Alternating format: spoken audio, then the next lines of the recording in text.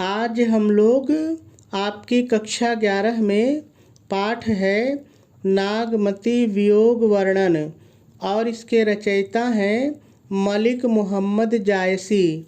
आज हम लोग इसके 11वें पद्यांश का संदर्भ, प्रसंग, व्याख्या और काव्य सौंदर्य लिखना सीखेंगे। लेकिन सबसे पहले हम लोग हमेशा की तरह इस पद्यांश में जितने भी शब्द आए हुए हैं पहले हम लोग इन सभी शब्दों पर एक नज़र डालेंगे और यदि इनमें से किसी का भी अर्थ कठिन होगा तो पहले हम लोग उसका सरल अर्थ जानेंगे, फिर उसके बाद हम लोग इसकी व्याख्या को सीखेंगे। ठीक है, तो चलिए सबसे पहले हम लोग इस पद्यांश में आए हुए सभी शब्दों का सरल अर्थ देख लेते हैं। लागेव, देखिए लागेव माने लग गया है। लागेव माने लग गया है। क्या लग गया है? माघ, यानी माघ का महीना।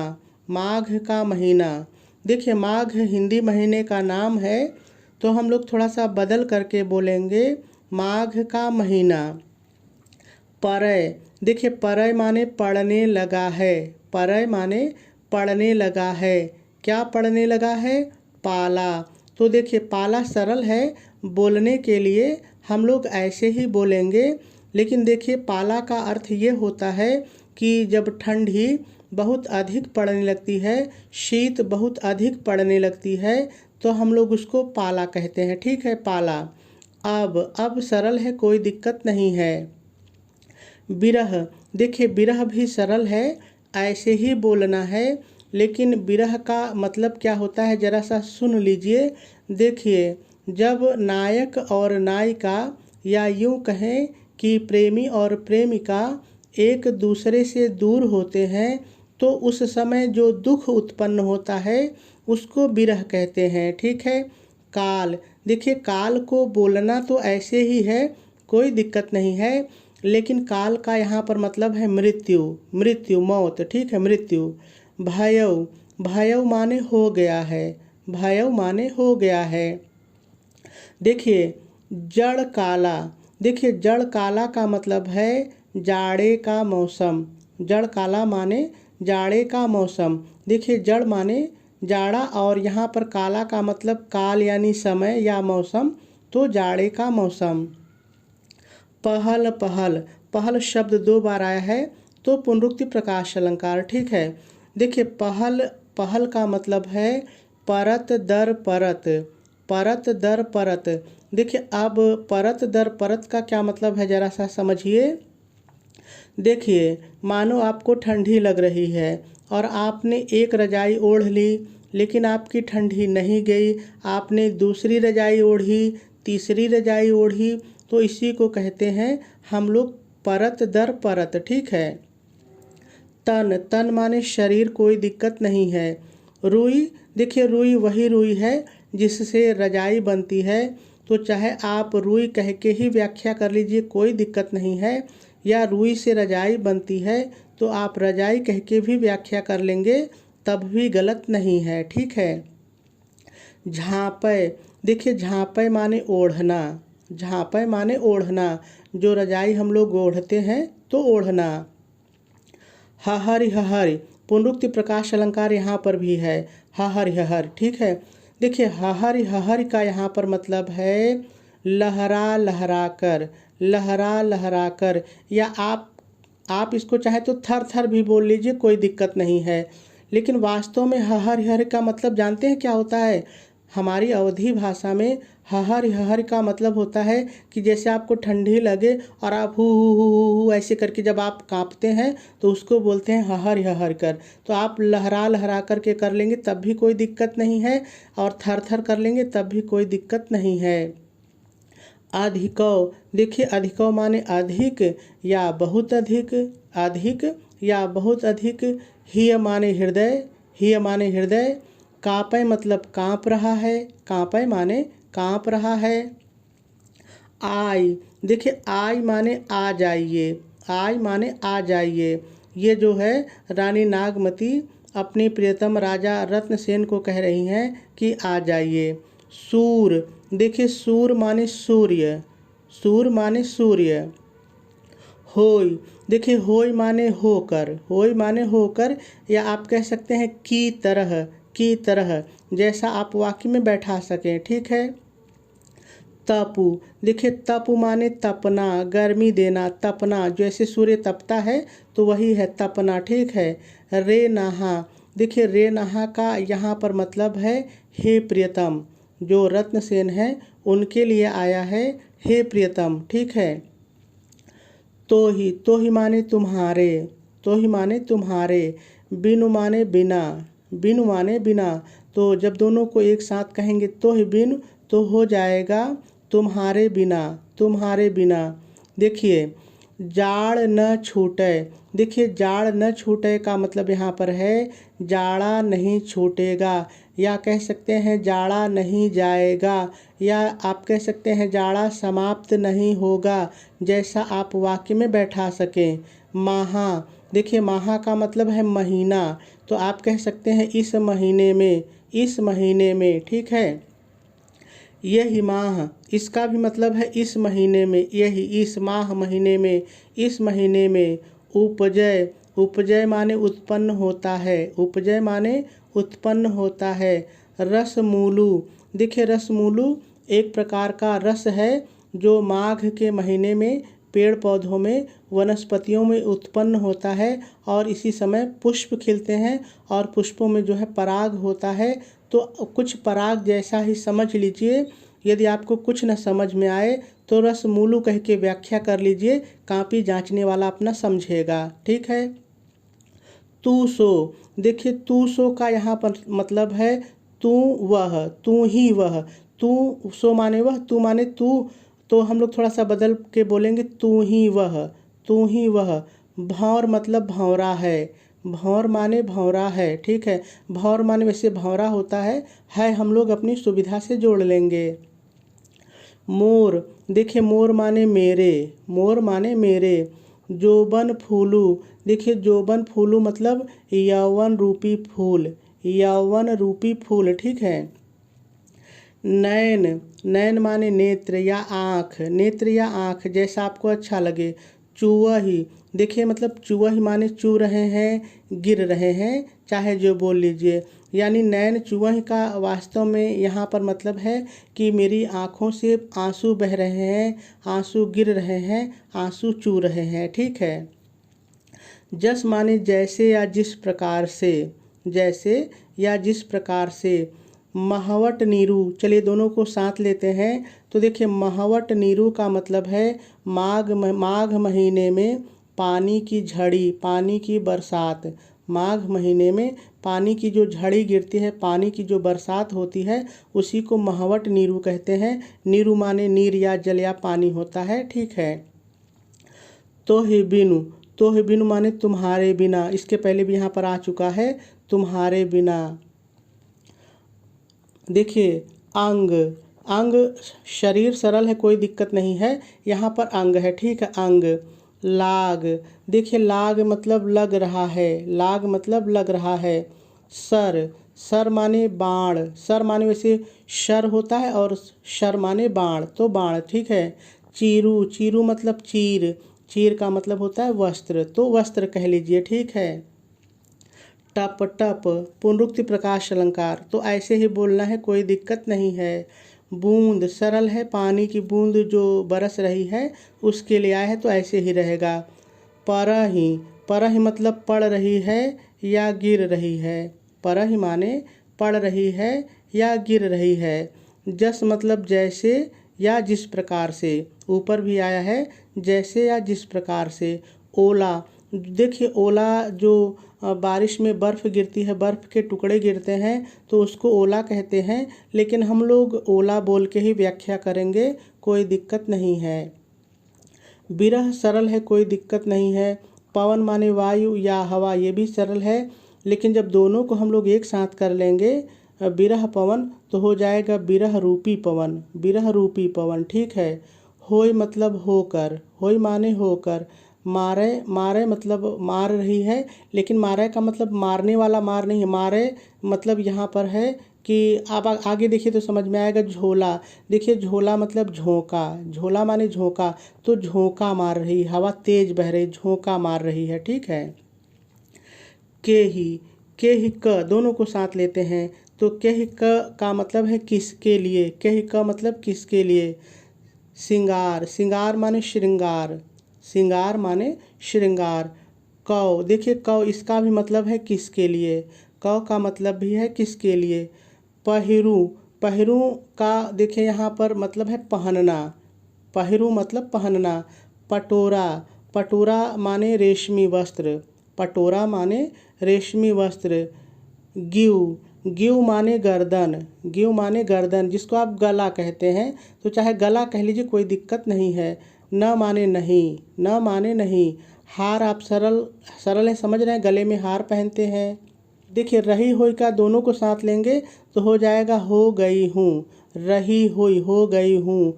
डोरा, देखिए डोरा मतलब धागा, डोरा माने धागा, यानी धागे के समान, ठीक है। तुम बिनु, ये तीसरी बार आ रहा है, तुम्हारे बिना, तुम बिनु माने तुम्हारे बिना। कांपे, देखिए कांपे मतलब कांप रही है या कांप रही हूँ, जैसा वाक्य मांगेगा, ठीक है, कांप रही है। धनी, देखिए धनी का मतलब स्त्री होता है, लेकिन धनी का एक मतलब होता है प्रियतमा, तो यहाँ पर धनी का मतलब प्रियतमा से है। जो रानी नागमती हैं वो अपने लिए कह रही हैं कि हे प्रियतम, आपकी यह जो प्रियतमा है वो तुम्हारे बिना कांप रही है, उसका हृदय कांप रहा है। हिया मतलब हृदय, हिया माने हृदय। तन शरीर, तन शरीर। तिनौर, तिनौर मतलब तिनका, तिनौर माने तिनका, तृण तिनका जिसको बोलते हैं। भा मतलब हो गया है या होकर, भा माने हो गया है या होकर, जैसा वाक्य मांगेगा। डोल मतलब डोल रहा है, हिल रहा है, डोल रहा है।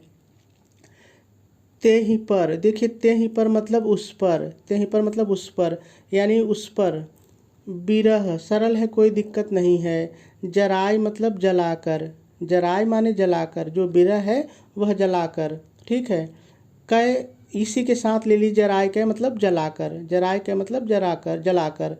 चह मतलब चाहता है, चह माने चाहता है, क्या चाहता है, उड़ावा, उड़ावा मतलब उड़ाना, ठीक है, उड़ाना।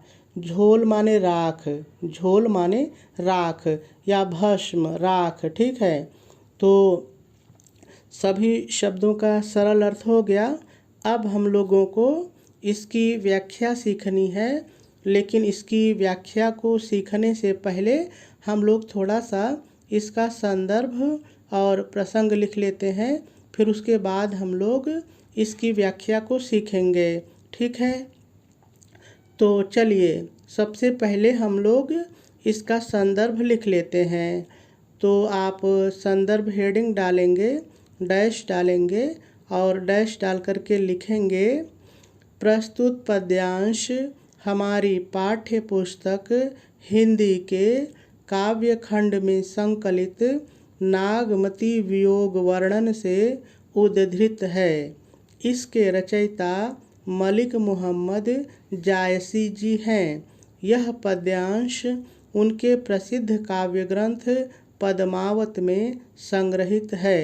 पूर्ण विराम लगा देंगे और आपका संदर्भ पूरा हो जाएगा। चलिए अब प्रसंग लिख लेते हैं। तो आप प्रसंग हेडिंग डालेंगे, डैश डालेंगे और डैश डाल करके लिखेंगे, प्रस्तुत पद्यांश में कवि जायसी जी ने माघ माह के आगमन पर रानी नागमती की विरह दशा का बहुत ही मर्मस्पर्शी वर्णन किया है। चलिए अब हम लोग इसकी व्याख्या को सीखते हैं। तो कवि जायसी जी कहते हैं, लागेउ माघ परय अब पाला, बिरह काल भयउ जड़ काला। तो चलिए इस एक लाइन की व्याख्या को सीखते हैं। तो देखिए सबसे पहले आप व्याख्या हेडिंग डालेंगे, डैश डालेंगे और डैश डाल करके पहले थोड़ा सा भाव के अनुसार आपको अपनी तरफ से जोड़ करके लिखना पड़ेगा। आपको अपनी तरफ से क्या जोड़ करके लिखना पड़ेगा, ध्यान से सुनिए। प्रस्तुत पद्यांश में रानी नागमती विरह की अग्नि में जलती हुई अपने प्रियतम से कहती है कि हे प्रियतम। अब लाइन पर आ जाइए। हे प्रियतम, माघ का महीना, यहाँ से शुरू करिए। माघ तो हम लोग थोड़ा सा बदल करके बोलेंगे, माघ का महीना लग गया है। लागेव लग गया है। माघ का महीना लग गया है। अब पाला पड़ने लगा है। पड़ने लगा है। अब पाला पड़ने लगा है। यह जाड़े का मौसम, यहाँ से शुरू करिए। यह जाड़े का मौसम मेरे लिए, इतना भाव के अनुसार जोड़ लीजिए। मेरे लिए विरह रूपी काल हो गया है, भयव हो गया है। यह जाड़े का मौसम मेरे लिए विरह रूपी काल हो गया है। पूर्ण विराम लगा देंगे और इस एक लाइन की व्याख्या पूरी हो जाएगी। चलिए इस एक लाइन की व्याख्या को एक बार फिर से देखते हैं। तो देखिए, मैंने कहा कि सबसे पहले आप व्याख्या हेडिंग डालेंगे, डैश डालेंगे और डैश डाल करके पहले थोड़ा सा भाव के अनुसार लिख लेंगे। क्या लिखेंगे, एक बार फिर से सुन लीजिए। प्रस्तुत पद्यांश में रानी नागमती विरह की अग्नि में जलती हुई अपने प्रियतम से कहती हैं कि हे प्रियतम। अब लाइन पर आ जाइए। हे प्रियतम, माघ का महीना लग गया है। अब पाला पड़ने लगा है। यह जाड़े का मौसम मेरे लिए विरह रूपी काल हो गया है। पूर्ण विराम लगा देंगे और इस एक लाइन की व्याख्या पूरी हो जाएगी। चलिए अगली लाइन की व्याख्या देखते हैं। तो अब कवि कहते हैं, पहल पहल तन रुई झाँपै, हहरि हहरि अधिकौ हिय काँपै। तो देखिए, अब रानी नागमती कहती हैं कि परत दर परत, पहल पहल परत दर परत अपने शरीर पर, तन तो हम लोग कहेंगे अपने शरीर पर। रानी नागमती कहती हैं कि परत दर परत अपने शरीर पर रजाई, रुई को बदल करके हम लोग बोलेंगे रजाई। अपने शरीर पर रजाई ओढ़ने पर भी, झाँपै ओढ़ने पर भी या ढकने पर भी आप कह सकते हैं। तो ऐसे ओढ़ने ज़्यादा अच्छा बन रहा है तो हम लोग ओढ़ने कहेंगे। चलिए इतना एक बार फिर से देखिए। तो रानी नागमती कहती हैं, परत दर परत अपने शरीर पर रजाई ओढ़ने पर भी मेरा यह हृदय, ही हृदय, मेरा यह हृदय अत्यधिक, अधिकौ अत्यधिक लहरा लहरा कर, हहर हहर लहरा लहरा करके काँप रहा है, काँपै काँप रहा है। पूर्ण विराम लगा देंगे और इस एक लाइन की व्याख्या भी पूरी हो जाएगी। चलिए इस एक लाइन की व्याख्या को एक बार फिर से देखते हैं। तो रानी कहती हैं, परत दर परत अपने शरीर पर रजाई ओढ़ने पर भी मेरा यह हृदय अत्यधिक लहरा लहरा कर काँप रहा है। पूर्ण विराम लगा देंगे और इस लाइन की व्याख्या भी पूरी हो जाएगी। चलिए आगे देखते हैं। अब आगे कवि कहते हैं, आई सूर होई तपुरे नाहा, तेहि बिनु जाड़ न छूटै माहा। तो बहुत ही सरल लाइन है। अब रानी नागमती कहती हैं कि हे प्रियतम, यहाँ से शुरू करिए, रे नहा, हे प्रियतम तुम आकर, आय आकर, तुम आकर सूर्य की तरह, सूर होय सूर्य की तरह तपो, तपो तपो और मेरी ठंडक को दूर करो। इतना भाव के अनुसार जोड़ लीजिए, और मेरी ठंडक को दूर करो। तुम्हारे बिना, तो ही बिन, तुम्हारे बिना इस माह में या इस महीने में, तुम्हारे बिना इस महीने में मेरा जाड़ा समाप्त नहीं होगा। न छूटे, नहीं छूटेगा, या आप कह सकते हैं समाप्त नहीं होगा। पूर्ण विराम लगा देंगे और इस एक लाइन की व्याख्या पूरी हो जाएगी।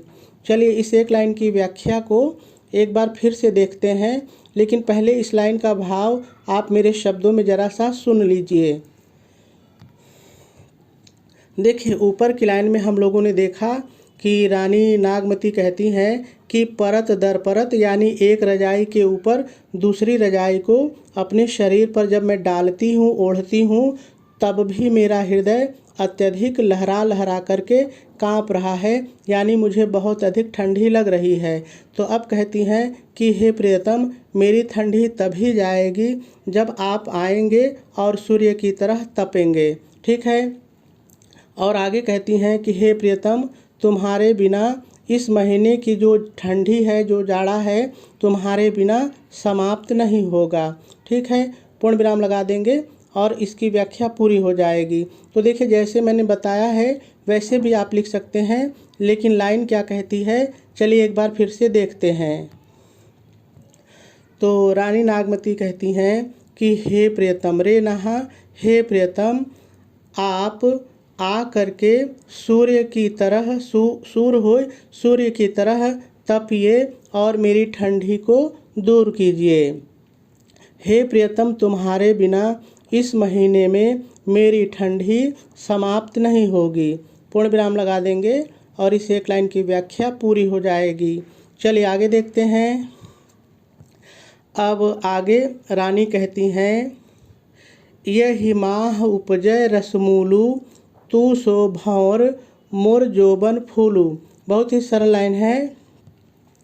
अब रानी नागमती कहती हैं कि हे प्रियतम, इसी महीने में, यही माह इसी महीने में, हे प्रियतम, इसी महीने में वनस्पतियों में, इतना जोड़ लीजिए, वनस्पतियों में रसमूल उत्पन्न होता है। उपजय रसमूल उत्पन्न होता है।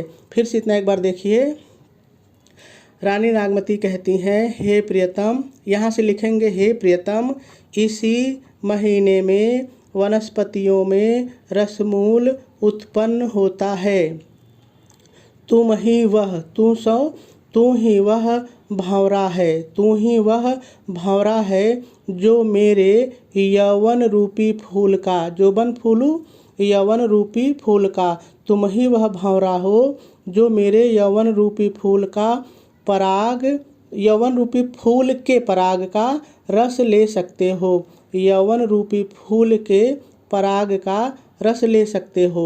चलिए एक बार फिर से देखिए रानी नागमती कहती हैं कि हे प्रियतम, इसी महीने में वनस्पतियों में रसमूल उत्पन्न होता है। हे प्रियतम, तुम ही वह भंवरा हो जो मेरे यौवन रूपी फूल के पराग का रस ले सकते हो। पूर्ण विराम लगा देंगे और इस एक लाइन की व्याख्या भी पूरी हो जाएगी। चलिए आगे देखते हैं। अब रानी नागमती कहती हैं, नैन चुवही जस महवट नीरू, तोहि बिनु अंग लाग सर चीरू। बहुत ही प्यारी लाइन है। अब रानी नागमती कहती हैं कि मेरे नेत्रों से आंसू इस प्रकार चू रहे हैं, चू रहे हैं या गिर रहे हैं, आप ऐसे भी बोल सकते हैं। तो फिर से देखिए, रानी नागमती कहती हैं कि मेरे नेत्रों से या मेरे आँखों से आंसू इस प्रकार से गिर रहे हैं, जिस प्रकार से माघ महीने में पानी की झड़ी गिरती है। महवट नीरू, पानी की झड़ी गिरती है। हे प्रियतम, तुम्हारे बिना, तो ही बिन, तो हम लोग कहेंगे हे प्रियतम, तुम्हारे बिना मेरे आंसुओं से भीगे हुए ठंडे वस्त्र, चीर माने वस्त्र। तो यहाँ पर थोड़ा सा ध्यान दीजिए, हम लोग कैसे कहेंगे। हे प्रियतम, तुम्हारे बिना मेरे आंसुओं से भीगे हुए ठंडे वस्त्र मेरे अंग से लगकर, अंग लाग, मेरे अंग से लगकर बाण की तरह चुभ रहे हैं। पूर्ण विराम लगा देंगे और इस एक लाइन की व्याख्या पूरी हो जाएगी। चलिए इस लाइन की व्याख्या को एक बार फिर से देखते हैं। तो रानी नागमती कहती हैं कि मेरे नेत्रों से आंसू इस प्रकार से चू रहे हैं जिस प्रकार से माघ महीने में वर्षा की झड़ी गिरती है। हे प्रियतम, तुम्हारे बिना मेरे आंसुओं से भीगे हुए ठंडे वस्त्र मेरे अंगों से लगकर बाण की तरह चुभ रहे हैं। पूर्ण विराम लगा देंगे और इस एक लाइन की व्याख्या भी पूरी हो जाएगी। चलिए आगे देखते हैं। अब आगे रानी कहती हैं, टप टप बूंद परह जस ओला, बिरह पवन होई मारे झोला।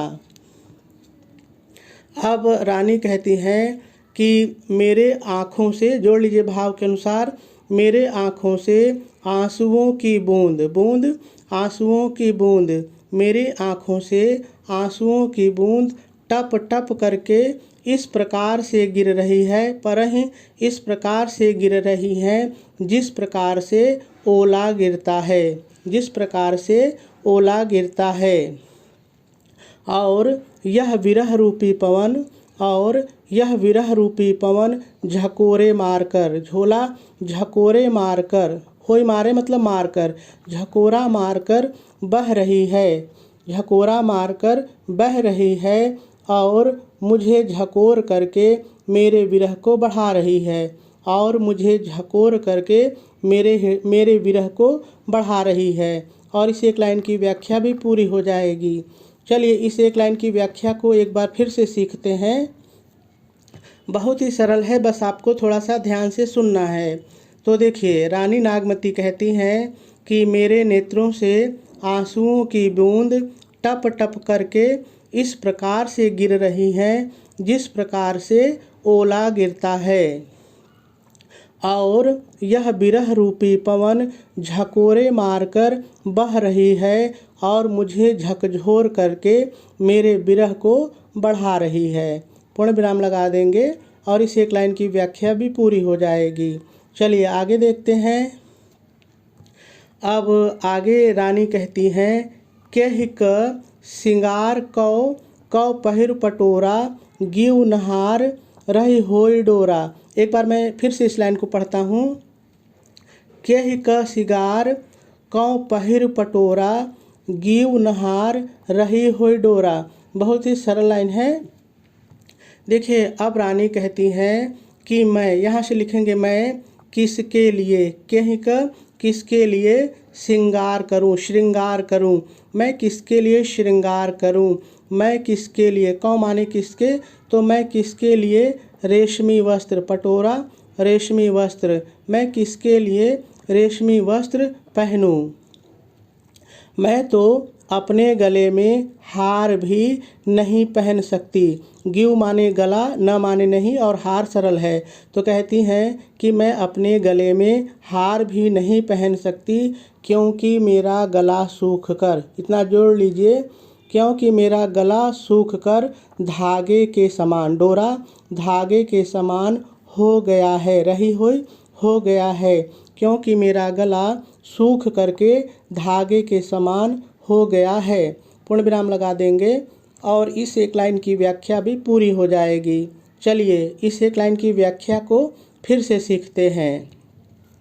तो रानी कहती हैं, मैं किसके लिए श्रृंगार करूं, मैं किसके लिए रेशमी वस्त्र पहनूं। थोड़ा सा जोड़ लीजिए, क्योंकि मेरे प्रियतम मेरे पास नहीं है। इतना जोड़ लेंगे तो और अच्छा हो जाएगा। फिर से सुन लीजिए। रानी कहती हैं, मैं किसके लिए, कहीं का मैं किसके लिए श्रृंगार करूं, मैं किसके लिए रेशमी वस्त्र पहनूं, क्योंकि मेरे प्रियतम मेरे पास नहीं है। मैं अपने गले में हार भी नहीं पहन सकती क्योंकि मेरा गला सूख कर, मैंने इतना कहा, जोड़ लीजिए, क्योंकि मेरा गला सूख कर धागे के समान हो गया है। पूर्ण विराम लगा देंगे और इस एक लाइन की व्याख्या भी पूरी हो जाएगी। चलिए आगे देखते हैं। अब आगे दोहा है, तो दोनों लाइन को मैं एक साथ पढ़ता हूँ। तो अब आगे कवि रानी नागमती के शब्दों में कहते हैं, तुम बिनु कांपै धन हिया तन तिनौर भाडोल, तेहि पर बिरह जराय कै चाहे उड़ावा झोल। अब रानी नागमती कहती हैं कि हे प्रियतम, लिखना आपको यहाँ से है, हे प्रियतम तुम्हारे बिना, तुम बिनु तुम्हारे बिना, यहीं से शुरू करते हैं। हे प्रियतम तुम्हारे बिना, तुम्हारी इस प्रियतमा का, धन माने स्त्री होता है तो नागमती के लिए आया है, तो हम लोग प्रियतमा भी कह सकते हैं, ठीक है। तो एक बार फिर से देखिए, रानी नागमती कहती हैं कि हे प्रियतम तुम्हारे बिना, तुम्हारी इस प्रियतमा का हृदय कांपता रहता है, कांपता रहता है, और शरीर, तन शरीर, और शरीर तिनके की तरह, तिनौर तिनके की तरह होकर, भा माने होकर, और शरीर तिनके की तरह होकर इधर उधर डोलता रहता है। डोल तो हम लोग कहेंगे इधर उधर डोलता रहता है। इस लाइन को एक बार फिर से देखिए, रानी नागमती कहती हैं कि हे प्रियतम तुम्हारे बिना, तुम्हारी इस प्रियतमा का हृदय कांपता रहता है, और शरीर तिनके की तरह हो करके इधर उधर डोलता रहता है। उस पर, तेहि पर, उस पर यह विरह, उस पर, तेहि पर मतलब उस पर, यह विरह जला करके, जराय जला करके, इसे राख बनाकर, झोल माने राख या भस्म भी आप कह सकते हैं, ठीक है। इसे राख बनाकर उड़ाना, उड़ावा, उड़ाना चाहता है, चाहता है। चलिए इस एक लाइन को फिर से देखिए, तो मैं दोनों लाइन एक साथ बोलता हूँ तो समझ में आएगा। देखिए रानी कहती हैं कि हे प्रियतम तुम्हारे बिना, तुम्हारी इस प्रियतमा का हृदय कांपता रहता है, और शरीर तिनके की तरह होकर इधर उधर डोलता रहता है। उस पर यह विरह इसे जलाकर इसकी राख बनाकर उड़ाना चाहता है। पूर्ण विराम लगा देंगे और आपकी व्याख्या पूरी हो जाएगी। चलिए अब हम लोग थोड़ा सा इसका काव्य सौंदर्य भी देख लेते हैं। तो देखिए, इसमें यदि रस की बात करें तो इसमें वियोग श्रृंगार है। यदि छंद देखा जाए तो ये चौपाई और दोहा दो चीज़ों से मिलकर के बना है। नीली जो लाइन 2 है वो दोहा है, बाकी की 7 लाइन चौपाई है। अलंकार इसमें रूपक, उपमा, अतिशयोक्ति, अनुप्रास और पुनरुक्ति प्रकाश है। भाषा इसकी अवधि है और शैली इसकी मसनवी समन्वित गेय प्रबंधात्मक है। गुण इसमें प्रसाद और माधुर्य दोनों है, और शब्द शक्ति भी इसमें लक्षणा और व्यंजना दोनों है।